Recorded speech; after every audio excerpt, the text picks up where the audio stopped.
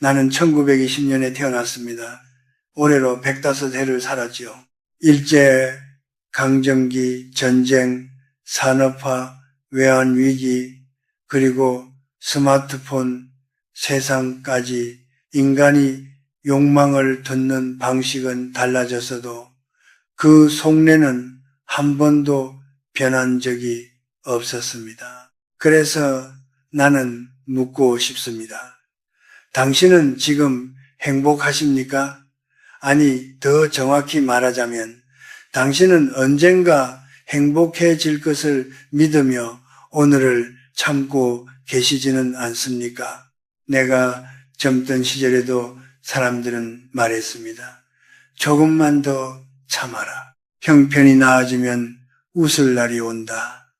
전쟁이 끝나면 나라가 잘 살게 되면 집 한 채 마련하면 자식이 대학에 가면 늘 조건이 붙었습니다. 그런데 신기하게도 그 조건은 한 번도 마지막이 아니었습니다. 집을 사면 더 큰 집이 보였고 직장을 얻으면 더 높은 자리가 눈에 들어왔습니다. 나는 평생 그 장면을 반복해서 보았습니다. 제자들, 동료들, 심지어 나 자신에게서도 말입니다. 인간은 결핍 속에서 고통을 느끼고 채우면 잠시 기뻐합니다. 그러나 그 기쁨은 오래가지 않습니다. 한국은행 자료를 보면 지난 수십 년간 1인당 소득은 눈부시게 늘었습니다. 그런데 우울증과 불안장애 진료 인원도 함께 증가했습니다. 물질은 풍요로워졌는데 마음은 왜 더 쓸쓸해졌을까요? 나는 그것을 행복 강박 때문이라고 봅니다. 우리는 반드시 행복해야 한다고, 남들보다 더 잘 살아야 한다고 스스로를 몰아붙입니다. 그 강박이야말로 우리를 지치게 만드는 채찍입니다. 나는 교수로 평생 학생들을 가르쳤습니다. 졸업식 날 총장을 대신해 축사를 한 적이 있습니다. 성공하십시오. 대신 나는 이렇게 말했습니다. 부디 크게 불행하지 않기를 바랍니다. 학생들은 웃었지요. 그러나 나는 진심이었습니다. 화려한 기쁨을 찾다 넘어지는 인생을 너무 많이 보았기 때문입니다. 큰 사고 없이, 큰 병 없이, 큰 후회 없이 하루를 보내는 것, 그것이 생각보다 어려운 일이며 동시에 가장 확실한 축복입니다. 사람들은 묻습니다. 교수님, 그럼 행복이란 무엇입니까? 나는 이제 이렇게 답합니다. 행복은 무엇을 더 얻는 것이 아니라 덜 아픈 상태입니다. 몸이 크게 아프지 않고 밤에 잠이 들며 마음이 누군가를 시기하지 않는 상태, 그 조용한 무사함이 곧 행복입니다. 젊은 날 나는 그것을 몰랐습니다. 박사 학위를 따면 기쁠 줄 알았고 학회에서 인정받으면 충만할 줄 알았습니다. 그러나 며칠 지나지 않아 또 다른 목표가 고개를 들었습니다. 욕망은 밑빠진 독이었습니다. 어느 해 친한 동료 교수가 갑작스레 세상을 떠났습니다. 그는 누구보다 성공한 사람이었지요. 큰 집, 명예로운 자리, 부러움을 사는 경력. 그런데 장례식장에서 나는 그의 아내가 흐느끼는 소리를 들으며 깨달았습니다. 그 많은 성취가 그의 생을 하루도 더 늘려주지 못했다는 사실을 말입니다. 그날 이후 나는 기준을 바꾸었습니다. 얼마나 빛났는가, 대신 얼마나 덜 고통스러웠는가를 묻기 시작했습니다. 당신이 오늘 밥을 먹었고 크게 다치지 않았으며 누워 쉴 공간이 있다면 그것은 이미 상위 몇 %의 안온함입니다. 세계적으로 여전히 수억 명이 전쟁과 기아 속에 삽니다. 우리는 뉴스로 스쳐 지나가지만 그들의 하루는 생존 자체가 전쟁입니다. 비교는 우리를 비참하게도 만들지만 동시에 우리를 구하기도 합니다. 위를 향한 비교는 질투를 낳고 아래를 향한 시선은 감사의 숨을 돌려줍니다. 나는 더 이상 장밋빛 행복을 믿지 않습니다. 대신 잔잔한 평온을 믿습니다. 폭죽은 잠깐이지만 촛불은 오래갑니다. 화려한 성공을 꿈꾸다 번아웃으로 쓰러지는 제자들을 볼 때마다 나는 말해줍니다. 인생은 질주가 아니라 완주다. 노년에 이르러 나는 깨달았습니다. 가장 지혜로운 사람은 기쁨을 사냥하는 사람이 아니라 불행을 피해가는 사람이라는 것을 당신이 지금 불행하다고 느끼는 이유는 어쩌면 너무 큰 행복을 상상했기 때문일지도 모릅니다. 기대치를 낮춘다고 해서 삶이 초라해지는 것은 아닙니다. 오히려 마음이 가벼워집니다. 원래 인생은 쉽지 않다는 전제를 받아들이는 순간 우리는 덜 실망하고 덜 분노하게 됩니다. 105해를 살며 내가 확신하게 된 한 가지는 이것입니다. 인간은 행복하기 위해 태어난 존재가 아니라 고통을 통과하며 배우는 존재라는 사실. 그러니 거창한 기쁨을 약속하는 목소리에 속지 마십시오. 오늘 무사한 하루를 지켜내는 것, 그것이 이미 충분히 값진 일입니다. 내가 평생 강단에 서며 수없이 던졌던 질문이 있습니다. 무엇이 한 사람의 인생을 결정하는가? 학생들은 대개 이렇게 답했습니다. 돈, 배경, 인맥, 운, 물론 그것들도 무시할 수는 없습니다. 그러나 105해를 살아낸 지금 나는 단언할 수 있습니다. 사람을 끝까지 지탱하는 힘은 그가 무엇을 가졌는가가 아니라 그가 어떤 사람인가에 달려 있습니다. 나는 전쟁 직후 먹을 것도 변변치 않던 시절에 대학 강의를 시작했습니다. 교실 창문은 깨져 있었고 학생들은 군복을 입은 채 앉아 있었습니다. 그들 중에는 고아도 있었고 가족을 잃은 이도 있었습니다. 가진 것은 거의 없었지만 눈빛이 단단한 학생들이 있었습니다. 반대로 집안이 넉넉하고 유학 기회까지 얻은 이들 중에도 쉽게 무너지는 이들이 있었습니다. 그 차이는 재산이 아니라 내면의 기질 그리고 건강이었습니다. 사람들은 건강을 너무 늦게 깨닫습니다. 병원 대기실에 앉아본 사람만이 알지요. 건강은 있을 때는 공기처럼 느껴지지 않지만 사라지는 순간 세상의 모든 기쁨을 무력화시킵니다. 한국 통계를 보면 50대 이후 가장 큰 삶의 만족도 변이는 소득이 아니라 주관적 건강인식이라고 합니다. 몸이 괜찮다고 느끼는 사람일수록 삶에 대한 만족이 높습니다. 이것은 단순한 기분 문제가 아닙니다. 몸이 안정되면 마음도 덜 흔들립니다.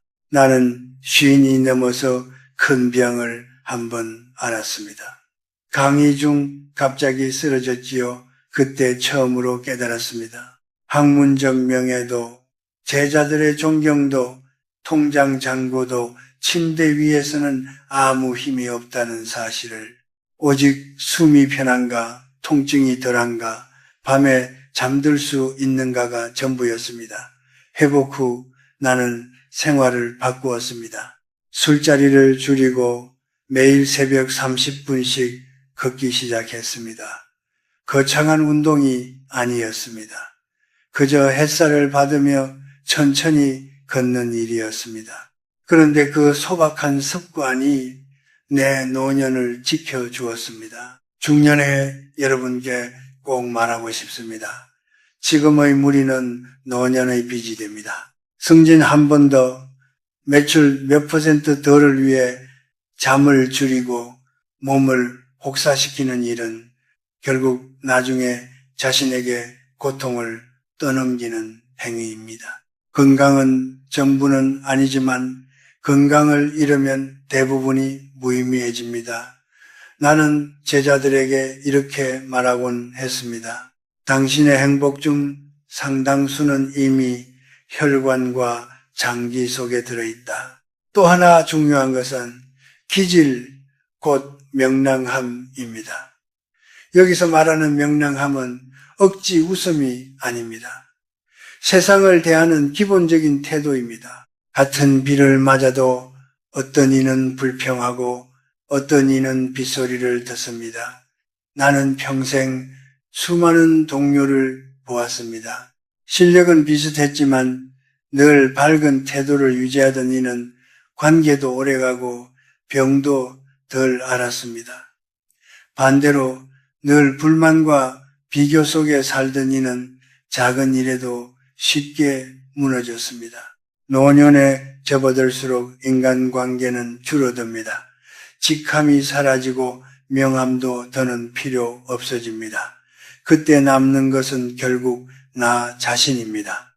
나와 하루 종일 함께 있어도 괴롭지 않은 사람, 혼자 있어도 심심하지 않은 사람만이 편안한 노년을 맞습니다. 그래서 나는 젊은 시절부터 책을 읽고 음악을 듣고 사색하는 시간을 소중히 여겼습니다. 그것은 남에게 보이기 위한 취미가 아니라 나를 지탱하는 내면의 근육이었습니다.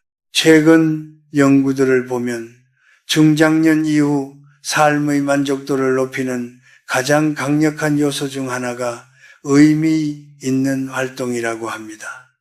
꼭 거창할 필요는 없습니다. 손주와 산책을 하거나 텃밭을 가꾸거나 봉사를 하는 일, 이런 활동은 돈으로 환산할 수 없지만 마음을 단단하게 합니다. 내면이 비어 있으면 외부 자극에 매달리게 됩니다.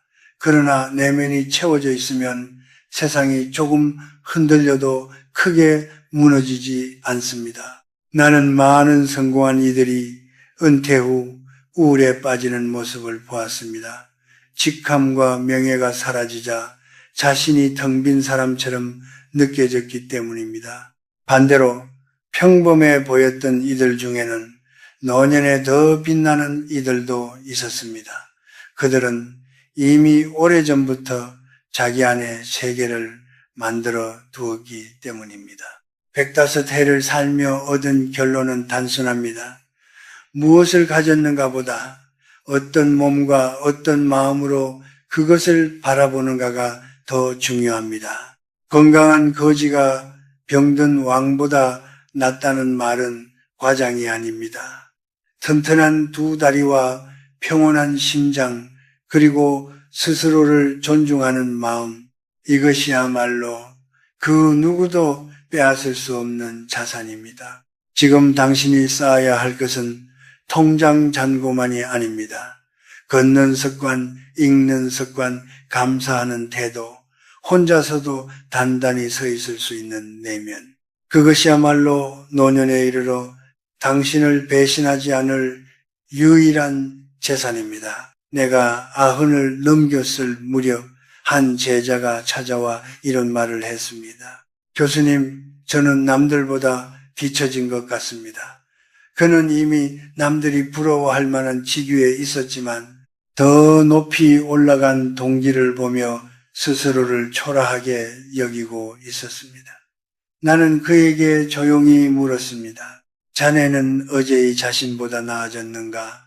아니면 남과만 비교하고 있는가? 그는 한동안 말을 잇지 못했습니다. 사람을 가장 지치게 하는 것은 가난도 실패도 아닙니다. 끊임없는 비교입니다. 내가 젊던 시절에는 이웃과 비교했습니다.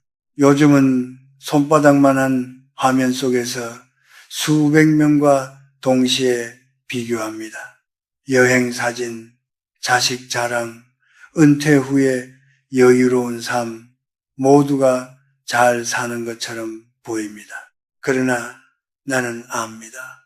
그 사진 뒤에 잘려나간 고통과 갈등을 인간은 기쁜 장면만 편집해 내보내는 존재입니다. 타인의 삶은 늘 하이라이트 모음집이고 우리의 삶만이 비하인드 영상처럼 느껴질 뿐입니다. 허영과 자조는 전혀 다른 것입니다. 자조는 나는 나로서 충분하다는 내면의 확신입니다. 허영은 남들이 나를 인정해 주어야 내가 괜찮은 사람이다 라는 외부 의존입니다. 젊을 때에 나는 학회에서 박수를 받으면 며칠을 들떠 있었고 비판 한 줄에 밤잠을 설쳤습니다.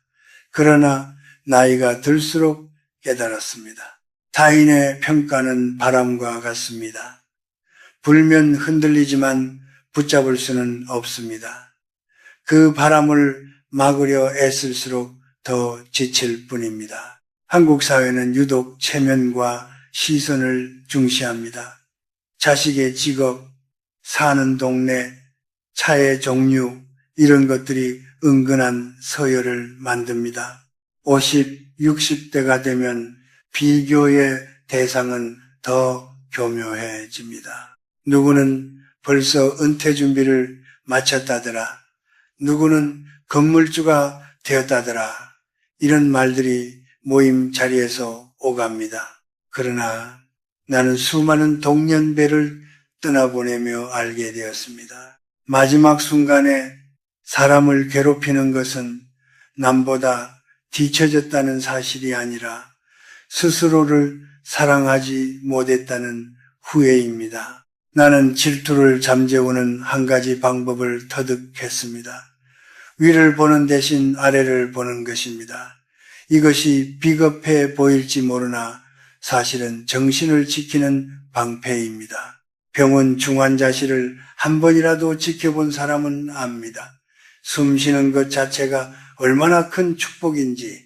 전쟁통에 피난을 다니던 어린 시절 우리는 하루 세끼가 소원이었습니다. 그 시절을 떠올리면 지금의 사소한 불편은 불평할 이유가 되지 않습니다.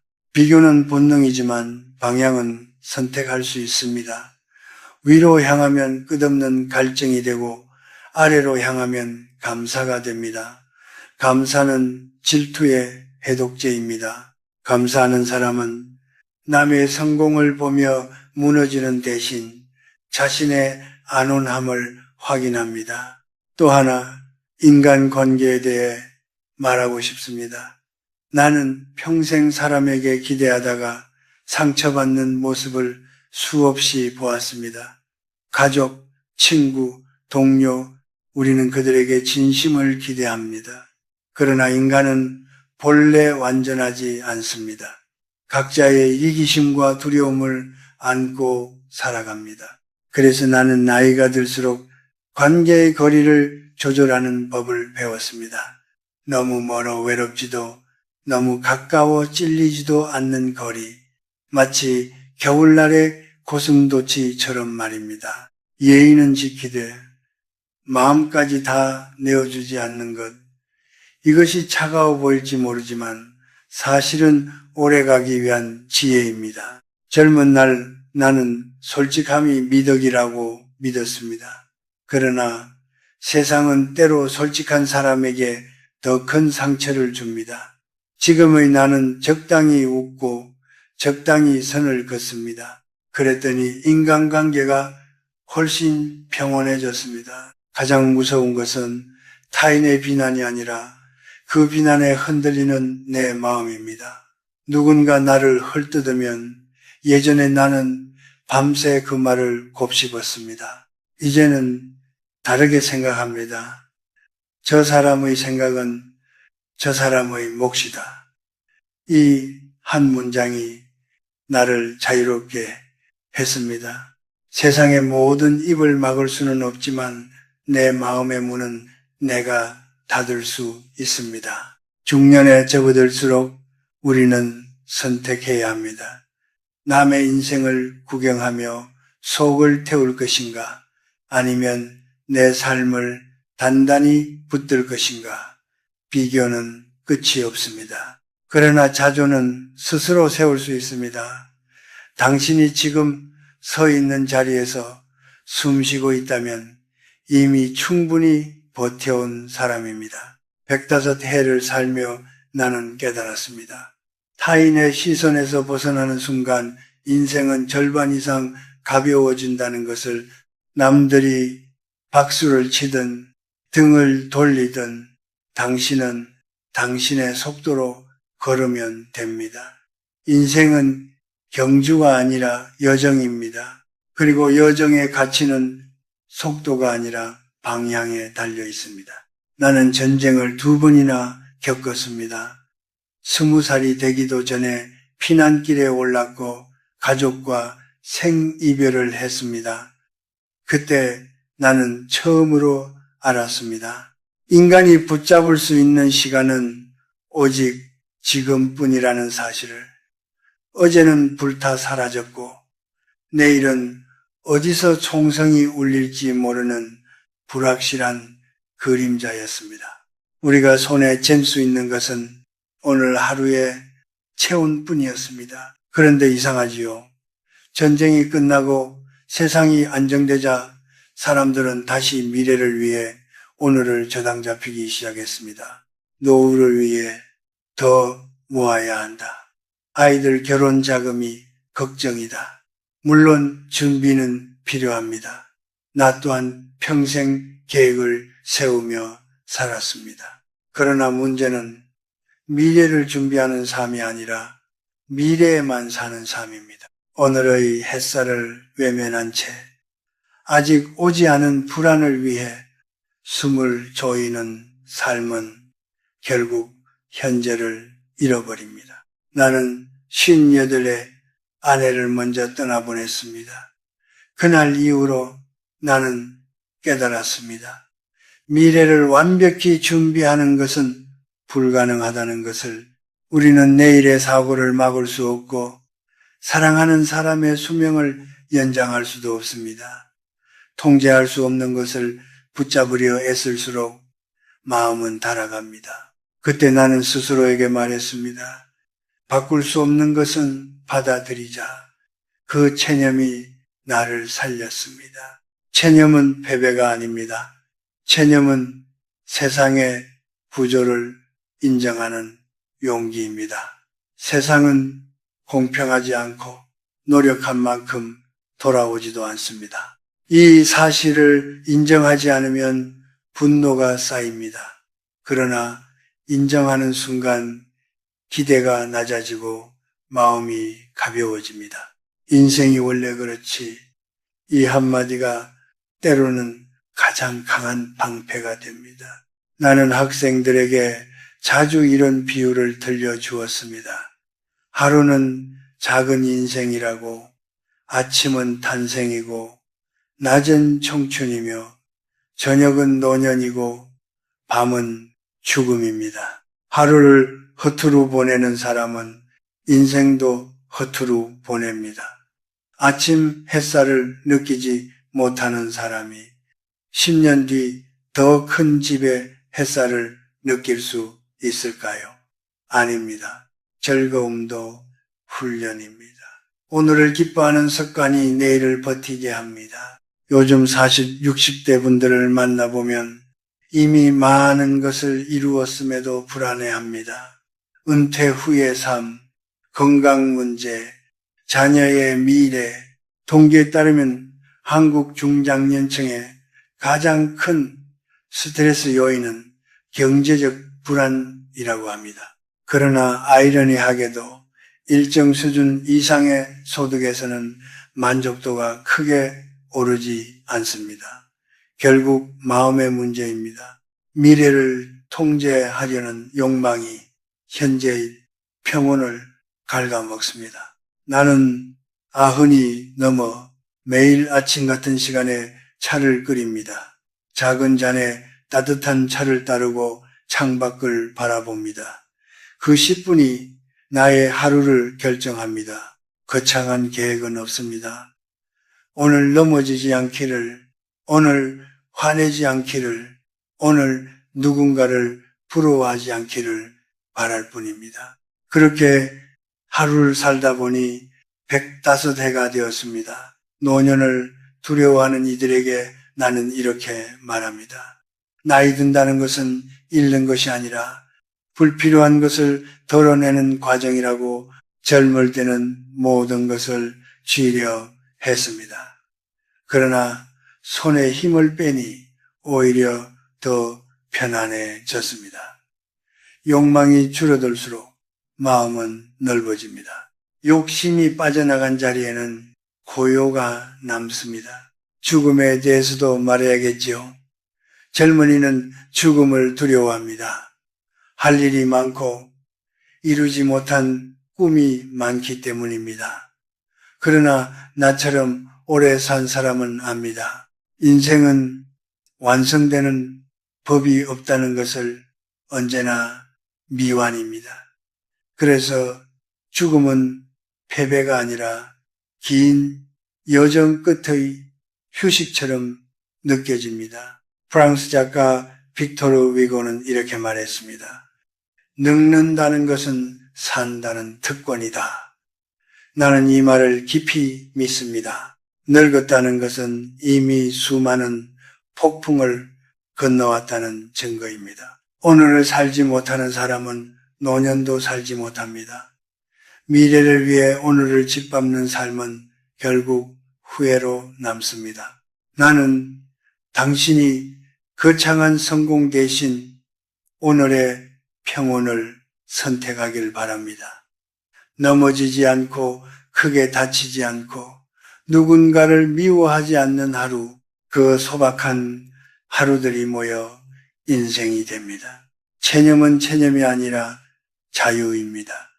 바꿀 수 없는 것을 내려놓을 때 비로소 바꿀 수 있는 것에 집중할 수 있습니다. 당신의 생각, 당신의 태도, 당신의 오늘, 그것만이 당신의 영역입니다.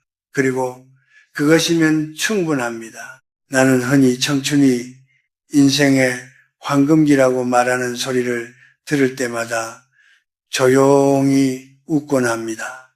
물론 젊음은 빛납니다. 피부는 팽팽하고 가능성은 무한해 보입니다. 그러나 나는 감히 말할 수 있습니다. 청춘은 가장 뜨겁지만 동시에 가장 불안한 시기입니다. 욕망은 넘치는데 능력은 아직 모자라고 꿈은 큰데 세상은 냉혹합니다. 그래서 젊음은 화려해 보여도 속은 늘 흔들립니다. 반면 노년은 다릅니다. 노년은 잃어가는 시간이 아니라 벗겨지는 시간입니다. 허황된 기대가 하나씩 벗겨지고 타인의 시선이 무뎌지고 끝없이 채찍질하던 욕망이 잠잠해집니다. 나는 60이 넘어서야 비로소 남과 비교하지 않는 연습을 시작했고 70이 넘어서야 남의 평가가 크게 중요하지 않다는 것을 알았으며 80이 지나서야 혼자 있는 시간이 두렵지 않게 되었습니다. 그리고 90을 넘기자 세상이 조금 느리게 돌아가는 것이 오히려 고마워졌습니다. 많은 이들이 주름을 부끄러워합니다. 그러나 나는 주름을 훈장이라 부릅니다. 그 한 줄 한 줄이 지나온 밤과 고통의 기록이기 때문입니다. 링컨은 말했습니다. 사람은 40이 지나면 자신의 얼굴에 책임을 져야 한다. 나이 든 얼굴은 삶의 태도를 고스란히 드러냅니다. 불평으로 가득 찬 얼굴도 있고 온화함이 스며든 얼굴도 있습니다. 나는 105의 얼굴로 거울을 볼 때 적어도 부끄럽지 않기를 바랄 뿐입니다. 노년의 가장 큰 선물은 욕망에서의 해방입니다. 젊은 날 나는 인정받고 싶었습니다. 더 많은 논문, 더 높은 자리, 더 많은 박수. 그러나 그 박수는 오래가지 않았습니다. 이제는 압니다. 박수는 바람과 같아서 불면 사라집니다. 대신 고요한 하루는 남습니다. 따뜻한 차 한 잔, 햇빛이 드는 창가, 무릎 위에 올려진 책 한 권.